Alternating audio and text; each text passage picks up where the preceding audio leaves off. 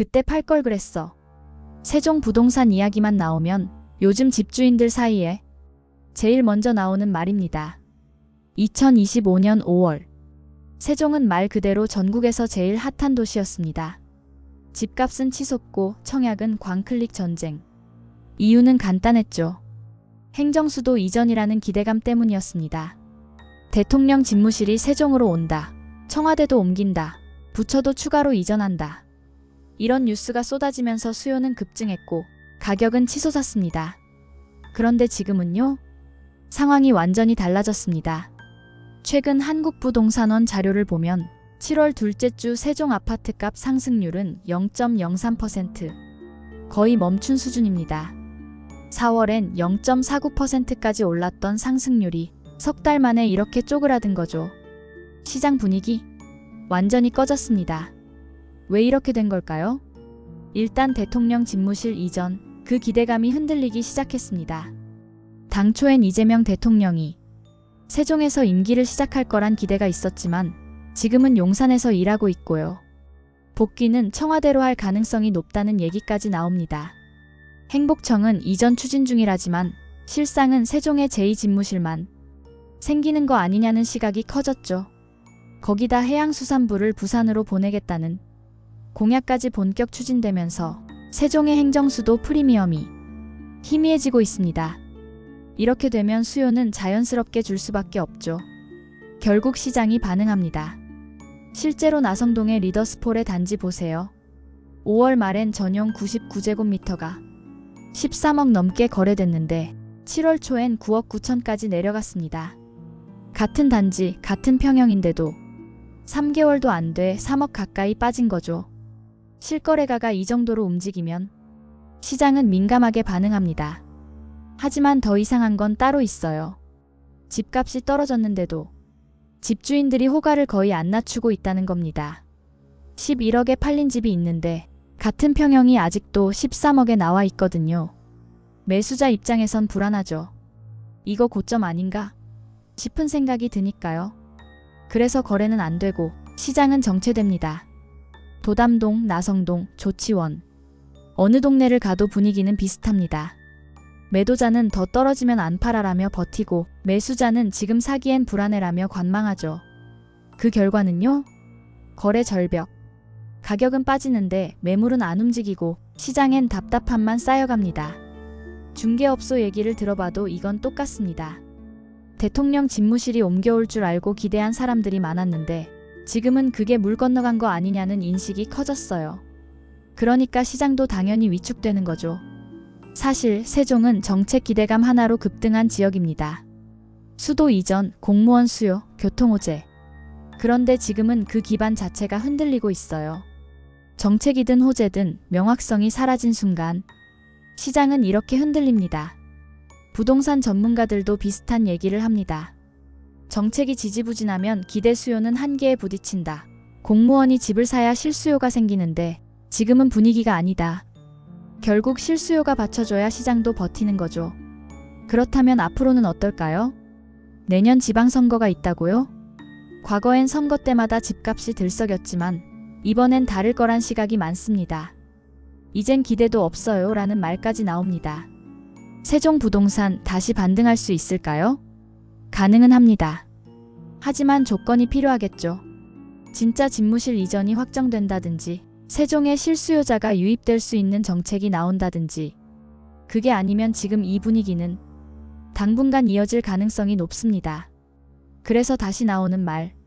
그때 팔 걸 그랬어. 혹시 지금도 그 말하고 계신가요? 결국 세종의 부동산 시장은 기대감으로 오르고 불확실성에 주저앉았습니다. 정책 하나, 발표 한 줄에 사람들이 움직였고 수천만 원에서 수억 원이 오갔죠.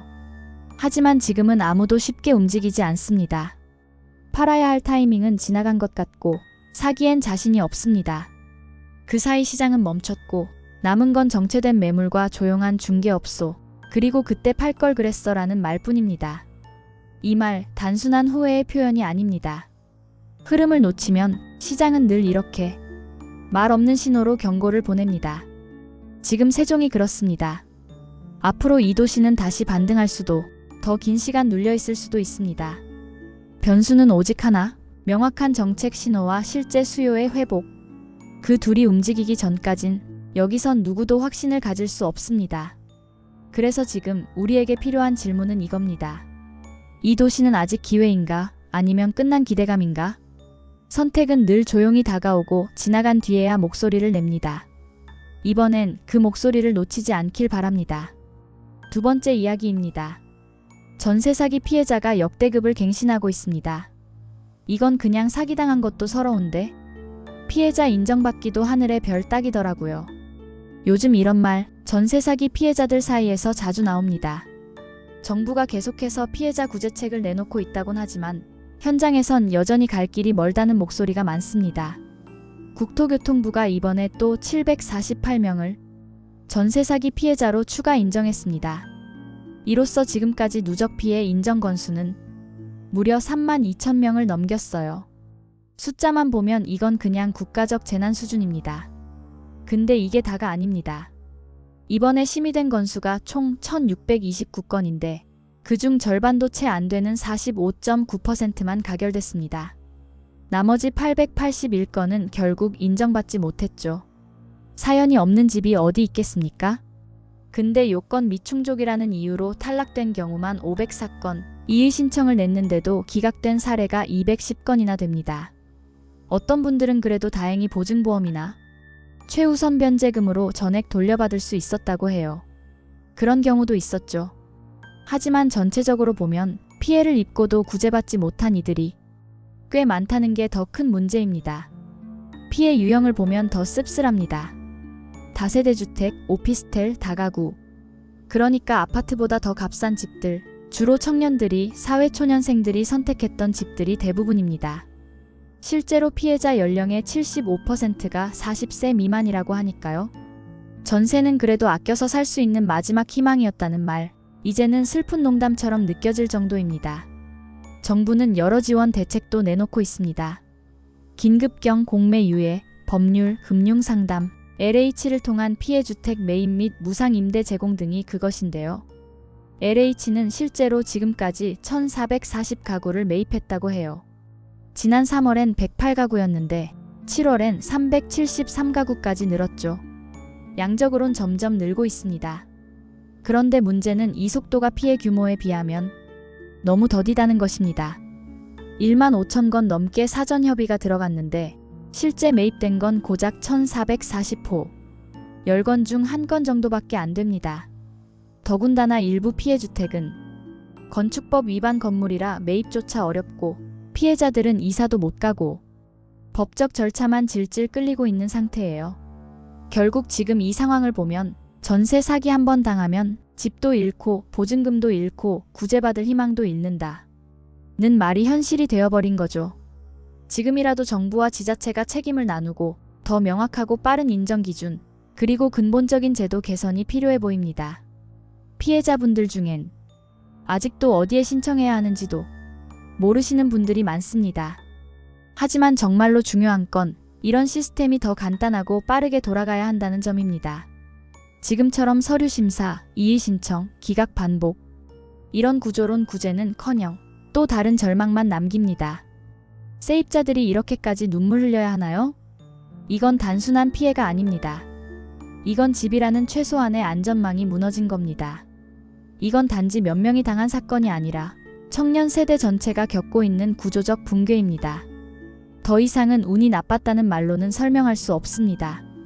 누구나 살 수 있는 집을 찾았을 뿐인데 그 선택 하나가 인생 전체를 흔들어버린 거죠. 그런데도 피해자 인정은 어렵고 구제는 느리고 책임은 자꾸만 아래로 내려갑니다.